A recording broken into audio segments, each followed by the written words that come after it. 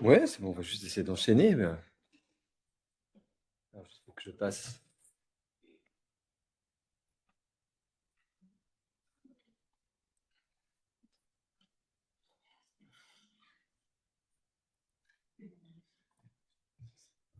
C'est pas forcément évident pour moi forcément de passer après vous, parce que vous dites déjà plein de choses qui sont essentielles. Euh, bon, déjà, on apprend nous comme professionnels beaucoup des enfants et beaucoup des parents. Donc ça, c'est vraiment essentiel. Et puis en effet, les stratégies que je vois chez toi, que je vois chez Iwan qui est à côté de toi, ben, ça nous instruit aussi, hein. Donc c'est vrai qu'on est professionnel, on est censé avoir la connaissance, mais en fin de compte, la connaissance, c'est souvent vous qui l'avez dans l'expérience au quotidien. Vous avez certainement raison de mentionner l'école, parce que c'est vrai qu'on va parler peut-être de choses peut-être plus techniques, mais après, je pense aussi il y a les enjeux aussi d'intégration socio-professionnelle auxquels nous, comme neuropédiatres ou médecins de réhabilitation pédiatrique, on est peut-être moins exposés, mais c'est vrai que c'est aussi tout à fait aussi important. On aurait pu en effet orienter la discussion sur un autre sujet. Moi, mon but maintenant, c'est vraiment peut-être, parce que je savais que le public est peut-être... alors, c'est vrai que les personnes qui viennent sont forcément peut-être familières à ces maladies de Charcot-Marie et tous, mais je voulais juste faire juste un exposé très de base, hein, sur qu'est-ce que c'est le nerf périphérique, histoire qu'on comprenne un tout petit peu mieux quels sont les enjeux, pourquoi les enfants peuvent avoir des symptômes, comme Nolan euh, les présenter comme sa maman les a décrits.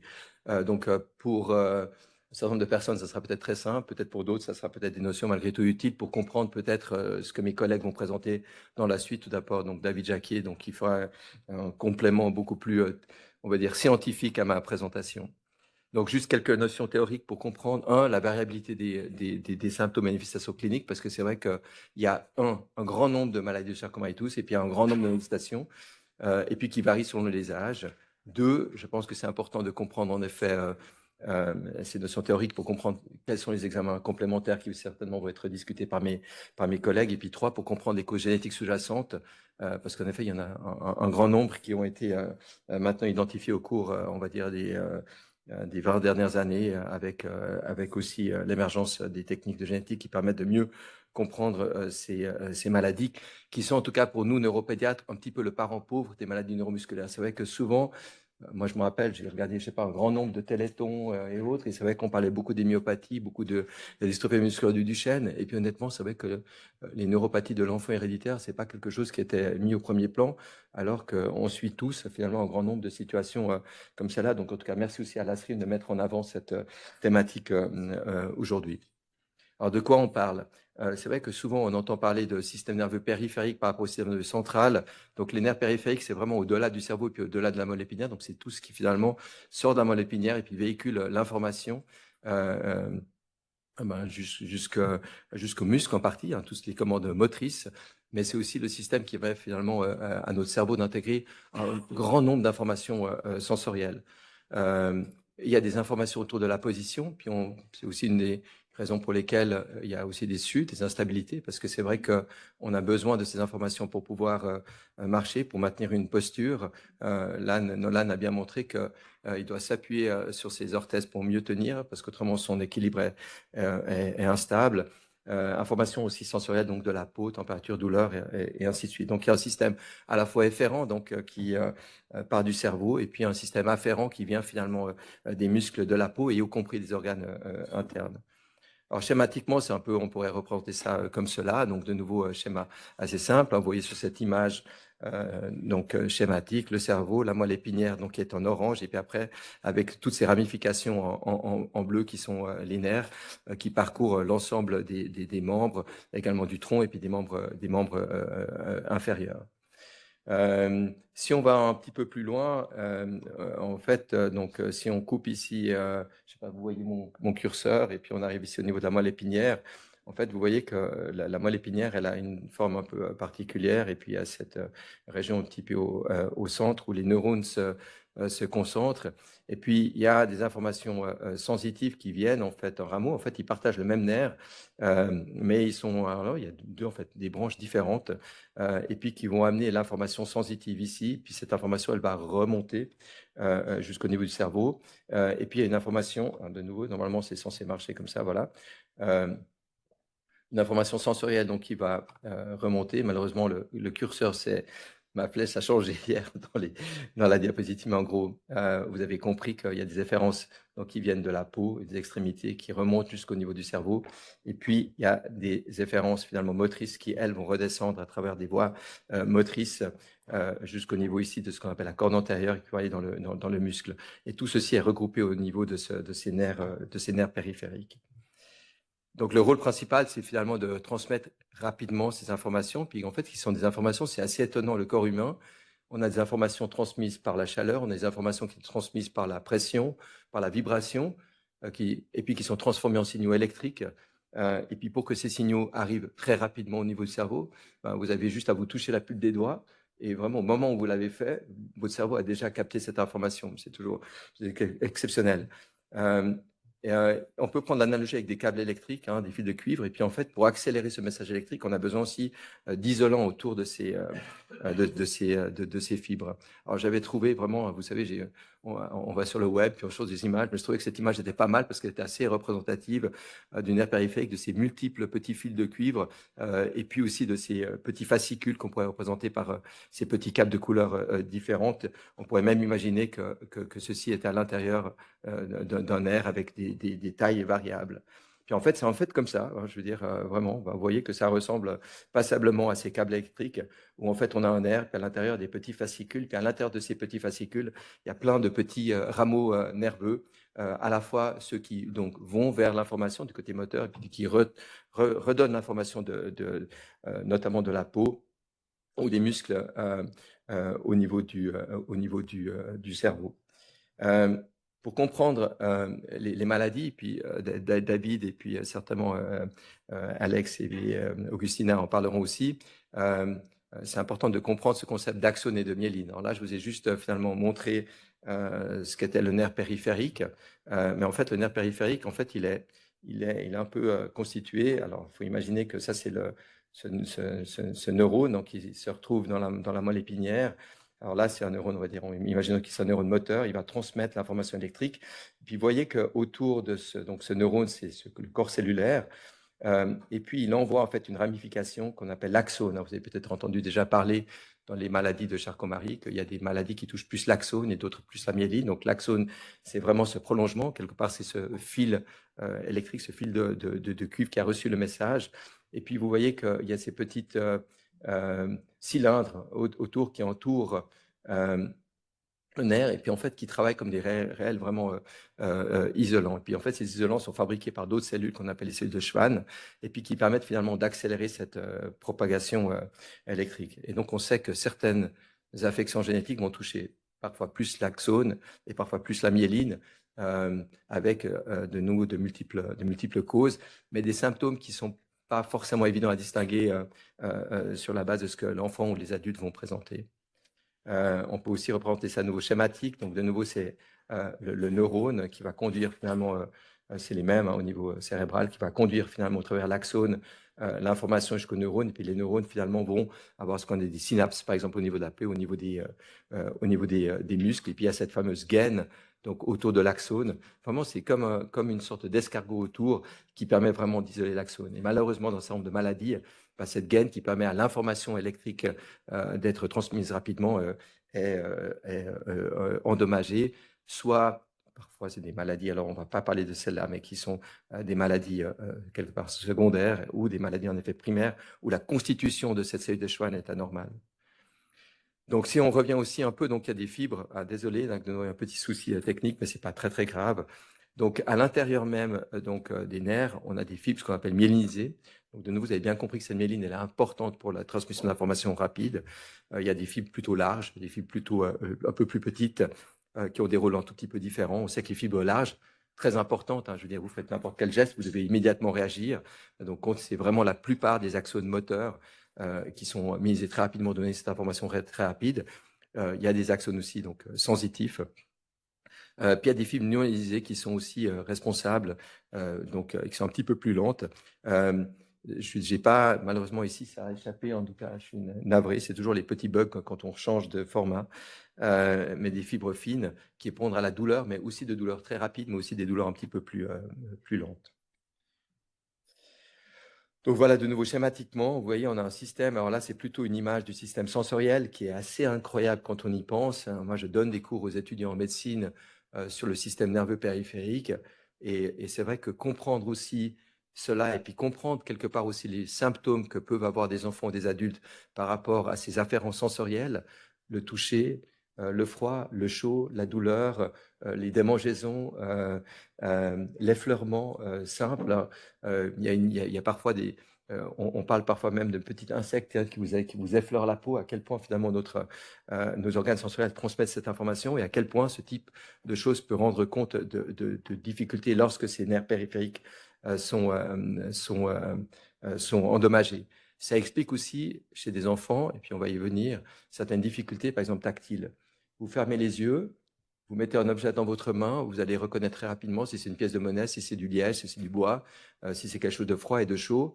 Les enfants manipulent spontanément, les adultes aussi, hein, manipulent spontanément un objet pour essayer de bien comprendre ce que c'est. Et ça, c'est difficile. Non seulement la manipulation motrice va s'avérer plus difficile, mais également l'information que le cerveau va recevoir de toutes ces informations sensorielles vont être perturbées. Donc, ce que j'essaie d'expliquer par là, c'est que comprendre en effet ces nerfs périphériques et comprendre leur constitution explique aussi en général les symptômes que ça entraîne, qui sont en général une combinaison de symptômes à la fois moteurs et sensitifs. J'imagine que mes collègues vont également parler de cela, mais donc on va voir qu'en fonction un tout petit peu du type de maladie, l'âge d'apparition va être varié. On sait dans un certain nombre de situations qu'il est important pour nous pédiatres, lorsqu'on prend ce qu'on appelle une anamnèse familiale, essayer de comprendre l'origine de la maladie, de savoir si par exemple les parents sont co-sanguins, qui exposent à certains types de maladies, ce qu'on appelle récessives. On sait aussi que tel et tel symptôme et signe, je ne suis pas allé dans le détail, peut orienter vers telle et telle cause. Il y a malheureusement, par certaines situations de maladie circomarie, peut-être que David en parlera, d'autres symptômes associés, parfois au niveau du nerf optique, parfois au niveau du nerf auditif, parfois au niveau des cordes vocales, par exemple, ça on le sait. Et ça va guider en effet à partir de ces symptômes les examens complémentaires qu'on va faire. Alors brièvement, parce que je pense que ça va être aussi repris par Alex, hein, ces symptômes et signes moteurs, c'est souvent les plus visibles hein, précocement. Il y a surtout cette faiblesse musculaire qui est, parce que ces nerfs périphériques, finalement, ont un long trajet, c'est souvent de prédominance distale. On sait que pour avoir des signes moteurs, il faut qu'une bonne partie, une majorité des fibres motrices ne sont plus fonctionnelles ou partiellement fonctionnelles, ce qui va entraîner ces difficultés, par exemple, à relever le pied, ce qui entraîne ces steppages à la marche, par exemple. On voit aussi apparaître assez rapidement une atrophie musculaire, de nouveau plus marquée au niveau des extrémités, souvent visible au niveau des mains, hein, les petites bosses qu'on a, que donc nous on appelle les éminences ténard et hypoténard au niveau des pouces, hein, qui sont des muscles en fait assez gros qu'on a au niveau de la paume des mains, deviennent beaucoup plus fins. Donc les mains apparaissent beaucoup plus fines. Et puis on voit aussi au niveau des membres inférieurs cette atrophie musculaire qui est assez aussi caractéristique et qui entraîne aussi donc ces difficultés motrices. De manière secondaire, des déformations orthopédiques peuvent apparaître et typiquement ces pieds creux qui est un des signes quelque part qu'on connaît bien, presque cardinal, qui font souvent évoquer chez des enfants ou des adultes, des adolescents, une possibilité que ça soit une maladie de Charcot. Puis il y a ces mains en griffe, hein, qui sont ces déformations aussi secondaires. Il y a aussi des risques de scoliose, évidemment, qu'on doit prendre en compte. Puis je pense qu'un symptôme est vraiment, de nouveau, c'est pour ça que je reviens sur la première chose que j'ai dit en présentation, qu'on apprend, c'est cette fatigue. Et en fait, la fatigue, c'est toujours un terme, on entend ça beaucoup. Moi, je m'occupe aussi, je ne suis pas autant expert neuromusculaire que mes collègues, donc je m'occupe aussi, mon autre domaine, c'est les maladies cérebrovasculaires, les actions vasculaires chez l'enfant. Et souvent, ces enfants ont une fatigue. Et en fait, dans un grand nombre de maladies neurologiques chez l'enfant et l'adulte, il y a cette fatigue, et cette fatigue, elle est vraiment assez proéminente, elle est bien décrite, elle est parfois pas assez bien reconnue, notamment par le milieu scolaire, parce que c'est une sorte on est tous fatigués quelque part, voilà, de crever, fatigué. Mais c'est vraiment assez répété. On retrouve de plus en plus maintenant dans la littérature médicale des choses autour de la fatigue. Je ne sais pas si mes collègues adultes vont en parler aussi. Et puis, ces symptômes sensitifs. Parfois, les enfants peuvent se plaindre de moins sentir. C'est souvent surtout à l'examen en fait qu'on voit ça. Ils peuvent malheureusement aussi perdre la distinction le chaud et le froid, qui peut exposer par exemple à des brûlures ou sur des sols chauds à pas enlever forcément le pied sur du sable chaud par exemple. Et puis, une des choses qu'on observe très souvent, c'est cette incoordination. Vous avez peut-être vous rappeler que j'ai mentionné que notre, nos muscles, en fait, en effet, on a des efférences qui vont aux muscles pour les contracter, mais en fait, on a des petits organes au niveau des muscles qui nous renseignent de manière constante sur notre position. Quand vous fermez les yeux, en fait, vous avez en fait besoin de ces informations pour savoir où est votre corps. Et lorsqu'il y a une perte de cette information, ce qu'on appelle proprioceptive, euh, euh, on a une coordination motrice qui apparaît, qui s'ajoute aux difficultés motrices et qui augmente le risque de chute, notamment si par exemple il y a moins de luminosité, ce qui est aussi une caractéristique. Plus rarement, on observe parfois d'autres symptômes tels que des fourmillements ou des douleurs, mais c'est vrai qu'il me semble les observer un peu plus lors de neuropathies dites acquises, plutôt liées à des maladies immunologiques plutôt que dans les neuropathies héréditaires. Puis à l'examen clinique, plutôt pour peut-être s'il y a des pédiatres là, c'est vrai que ce qu'on recherche, c'est essentiellement cette faiblesse et cette atrophie musculaire. Les parents nous ont vu à manière répétée utiliser le marteau à réflexe pour chercher les réflexes osteotendineux, le but étant de voir si cette boucle réflexe qu'on avait dans la mélpinière est abolie parce qu'il y a moins d'afférence ou d'efférence dans les deux sens. C'est pour ça que c'est un outil important de regarder ces réflexes osteotendineux et puis le tonus qui est en genre un petit peu plus bas. Et puis cette distribution de l'atrophie musculaire. Puis du côté sensitif, il y a différentes choses qu'on peut utiliser. Je ne vais pas aller dans le détail de l'examen clinique, mais peut-être juste pour enseigner peut-être les patients qui nous écoutent pourquoi on fait tous ces tests. On essaie parfois d'expliquer, mais c'est vrai que parfois, on se rend compte quand on est clinicien qu'on oublie un peu d'expliquer pourquoi on fait telle et telle chose. Alors, on cherche à travers différents instruments, un coton-tige, un buvard, un cure-dent pour piquer un tout petit peu sans essayer de faire mal. Si l'enfant ressent ou non une douleur, on peut faire des tests de discrimination, mais deux cure-dents l'un à côté de l'autre. Est-ce qu'il est capable de distinguer finalement les deux stimulations sensorielles en même temps? On recherche, notamment lié à cette question d'instabilité, une perte de sens des positions. Alors, l'examen neurologique qu'on fait, c'est par exemple, on demande à l'enfant de fermer les yeux et puis on bouge le doigt en bas en haut. Si vous faites la même chose et que vous fermez les yeux, vous savez très bien où se trouve votre doigt, s'il est en haut ou en bas. Mais pour des personnes atteintes de maladie de Charcot, ça peut s'avérer difficile. Test simple. Et puis dans le même esprit, il y a ce fameux diapason que Nolan connaît bien, je pense, et Iwan aussi, qu'on utilise en fait pour tester la vibration, qui est en fait un instrument assez calibré et qui est très utile. Et puis pour se rendre compte vraiment à quel point finalement ces afférences sensitives sont importantes, on peut faire un test qui demande juste à la personne de fermer les yeux au moment où il y a un équilibre, et puis on voit que l'équilibre en fait se péjore ou s'aggrave lorsque la vision ne donne plus l'afférence aussi qui permet d'avoir une bonne posture. Après, il y a des échelles spécifiques, je pense que David en parlera, qu'on n'utilise en tout cas pas du tout de routine, qui ont été faites, mais avec notamment, et je pense que ça va venir de nouveau, parce que je pense que vous allez parler aussi d'innovation de recherche, on a besoin de peut-être plus de choses standardisées, parce qu'évidemment, on est une ère où il doit bien comprendre l'évolution naturelle de ces maladies, mais dans le cadre d'intervention, et c'est vrai qu'il y a eu des développements d'échelle qui permettent vraiment de standardiser un peu ces évaluations. Et puis surtout, quand on est pédiatre, neuropédiatre, de nouveaux médecins de réhabilitation, au-delà juste d'avoir dit il y a des réflexes, il n'y a pas de réflexes, franchement, ça ne veut pas dire grand-chose sur ce que c'est dans la vie de l'enfant. On essaie de se focaliser sur l'impact fonctionnel que la maman de Nolan a bien décrit, répercussions sur la marche, l'équilibre, les chutes, les difficultés à se lever, difficultés à l'école, la fatigue, le périmètre de marche, les difficultés pour s'habiller, pour écrire, pour tenir les couverts, et ainsi de suite.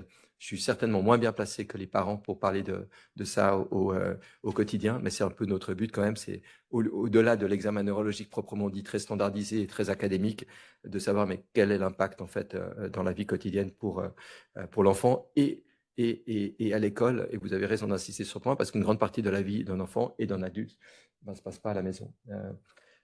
Voilà. Ça va un peu dans le sens de cette vision assez intégrative de la participation. Vous avez parlé des jeux, de pouvoir jouer avec ses copains, c'est indispensable. Et c'est vrai, parfois, malheureusement, les enfants qui nous disent que malheureusement, ils ne peuvent plus jouer au football. J'ai vu ça la semaine passée, un garçon qui me dit que malheureusement, il n'arrivait plus à pouvoir jouer au football avec ses copains. Voilà, voilà. C'est pas forcément évident à gérer au quotidien lorsqu'il y a ce genre de limitations, mais elles sont importantes finalement à prendre en compte. Voilà, alors c'était vraiment une très brève introduction. Je vais laisser la parole à David, et puis après, je ne sais pas si on avait prévu des questions pour les deux présentation pédiatrique.